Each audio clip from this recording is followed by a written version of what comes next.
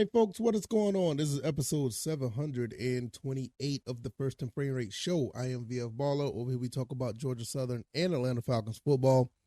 And today we're going to talk a little bit about some really good news. Georgia Southern was able to pick up another quarterback.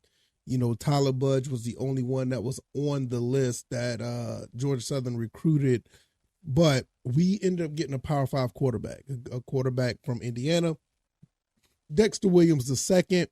I am really excited about this because he has Power 5 experience, and to be quite honest, if I'm not mistaken, I think this is the first time that we actually have a Power 5 quarterback into Georgia Southern. Correct me if I'm wrong. I can't think of anyone else. I was going to say J-Bo Shaw, but I keep getting him mixed up with Connor Shaw, but you know that's a different story.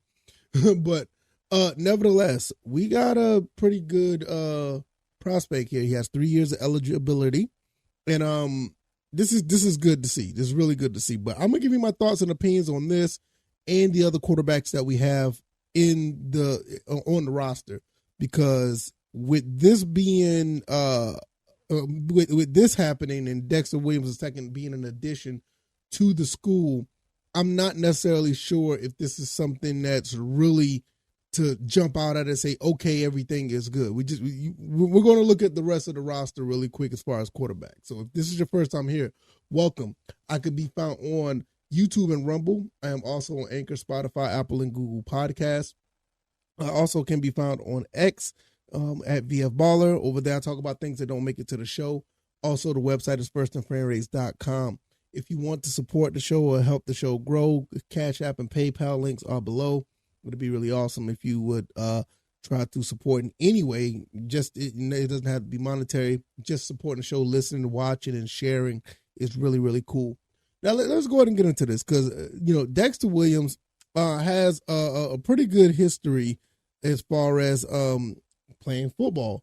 When you look at him coming out of Macon, Georgia, not too far from Georgia Southern, I mean, once again, you're probably looking at about an hour and a half away. 2 hours at the most, and I mean that's pushing it. If you don't know how to drive down 16, I mean I-16 is it's a terrible interstate, to be honest with you. But nevertheless, that's a whole different that goes beyond the scope of the show. But nevertheless, you're talking about a kid who's played very well at Mount DeSales Academy. I think I said that right. Really good player, two-time Region 7A Offensive Player of the Year. 3-time All-Region honoree. I can go down the list of all the things that he's done.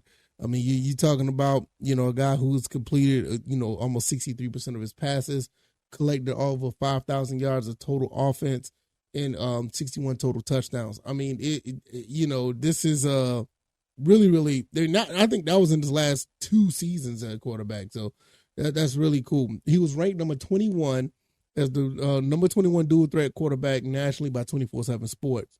Now, he goes to Indiana. Didn't get to see much playing time because the injuries or whatever, which that's kind of concerning. But hey, if he's upright, if he feel like he's ready to go, I'm not against it. Whatever the case may be, injuries, they happen. But if he can go, he can go. He was good enough to be the starter at Indiana a couple of times. And he played pretty well. The stats aren't nothing to jump out at, but the fact that he was around to get that much attention and a look from a Power 5 coach and was able to start a few games, I mean, there's nothing bad about that in particular. I think that is really cool. Now, what gets me a little concerned are 2 things. First and foremost, I'm not going to knock on him with the injuries, but the best ability is availability. I mean, just because he had injuries before doesn't mean he's going to get injured now, but it's something, as a fan, I do think about. And the second thing is he's a dual threat quarterback in an air raid offense. How does that play out? Does he, do they design plays for him to run in an air raid offense? I'm not saying that I'm not saying that can't happen, but it's not really ideal. Do they change things for the offense? If you look, you'll get a really good idea of who's going to be starting at quarterback if they do change things. Once you see around the spring game, or if you start to see things when it gets closer to the season, when you hear about they're switching up a few things of what they normally do in press conferences, you kind of get an idea who they're going to roll with. Now, I know there's a lot of people saying that J.C. French should be the guy. He's seen the most action outside of Davis Brin last year. My personal pick, and I will stand by this, and it's okay to disagree or whatever the case may be, I want Colton Fitzgerald to be the starter of the team off the rip. I want him to be going into the spring training as QB1. If he doesn't make it to be QB1, that's cool. But I feel like with Fitzgerald having the most experience, being here since Kyle Van Treese was around, and he knows the offensive system he has the most experience with the offensive system better than any quarterback we have now. I think it'll be just by default, they should give him the reins and for him to actually be QB1 and let the chips fall where they may if somebody, outperforms him, if they beat him or whatever the case may be. It's cool. I get it. Me personally, I don't see him getting outplayed for it, but that's up to the coach's decision because I think he's a fine quarterback. And I think for overall, I think we have a really good problem here, a very good problem with the quarterbacks we have now. Even when you talk about Tyler Budge, David Dallas, even Kobe Walton, you're talking about maybe 6 quarterbacks that at least 5 of the 6 could probably get some playing time. And I will say this. I think they'll be better than, decision making than Davis Brin. Davis Brin, threw to the other team, but him and Desmond Ritter's been talking, but that's, how that goes. But like I said, I think this is not a situation where nobody would be wrong. Even if you're a French fan, if you want Fitz to play, and even if you want, Williams to play. Hell, even if David Dallas is healthy and he play, I don't think you're going to get a Kobe Walton. You're not going to get a bad answer. Nobody's going to sit here and say, "Oh, I don't want to say." I don't see a wrong answer in none of this. This is probably truly, I will say this, even ever since Coach Clay Helton has been here, even the first year when we had all those quarterbacks that came in here, but I think this is the first time we can say that we probably had probably the best quarterback lineup that we have right now. And I'll say that since probably the entire history of Georgia Southern. Because Georgia Southern was a different type of breed when it came to quarterbacking. This one here, you got guys on this team that can flat out throw the ball. I mean, you got guys from Williams all the way down. I've seen tape on Budge. I've seen tape on Walton. I've seen tape on Dallas. You already know what J.C. French can do, and you know what Fitzgerald can do. You got guys that can throw the football. So even if any of these guys decide if they end up QB1, you're in good hands. But I just feel that just by the experience, this guy, learn how to be true blue. A guy who's learned how to pay their dues as being, patient as possible. I just don't see where you don't put Fitz in there. I just don't see it. At least give him a shot and see if he can get it. I think the last 2 years, I don't think anybody really got a chance to be QB1 the last 2 years. Kyle Van Treese is coming in. It is what it is. Then you had Colton Fitzgerald behind him. He stayed around. You had Zach Roseman that was here. He was gone. Davis Dallas was around. He got hurt. And then you got a couple other guys. Sigelski was here. What happened with his situation. Then you turn around and the following year, you bring Davis Brennan, but you end up getting J.C. French. You got Bo Allen. You had Kobe Walton. You still had Dallas. You still had Fitz. You still had a handful of guys who actually, they still, pretty good. But once you take Brennan out of the picture, you start taking Bo Allen out of the picture. You bring in, a Budge. You bring I forgot what's his name as well.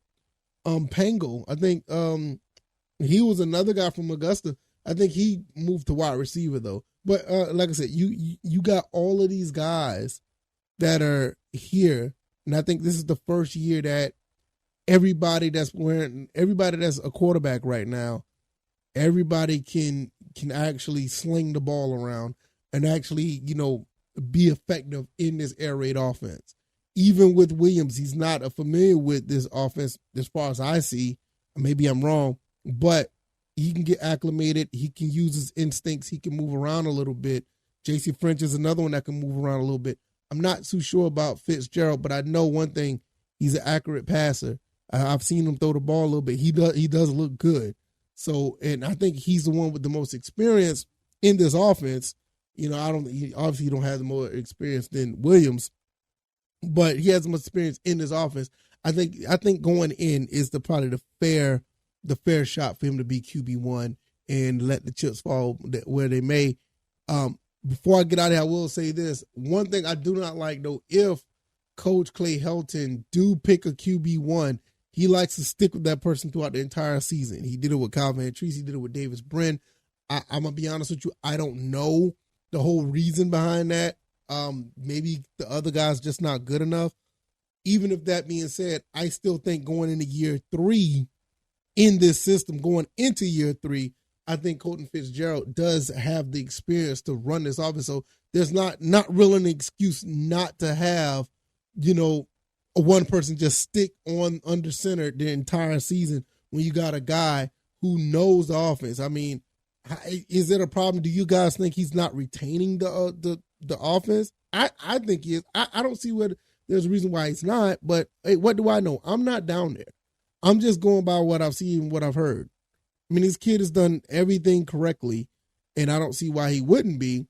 But when you bring in guys like a Williams, when you bring a guy, like a J.C. French, French came from Memphis, I think. He came from Memphis. And, you got a couple of guys who came outside and they may be a little bit more talented. I'm not 100% sure you put those two next to Fitzgerald. I mean, what kind of quarterback situation you got? I mean, do you got somebody who's light years ahead of everybody else? I mean, was Davis Brin that far ahead of French and Fitz? I mean, you got to think about it. I mean, what kind of quarterbacks we have here? I don't see too much of a difference, with Fitz or French or whatever the case may be. I just think with experience and you've been here longer, you would tend to go with the guy who's been here longer. I mean, I just thought that was, is almost by default.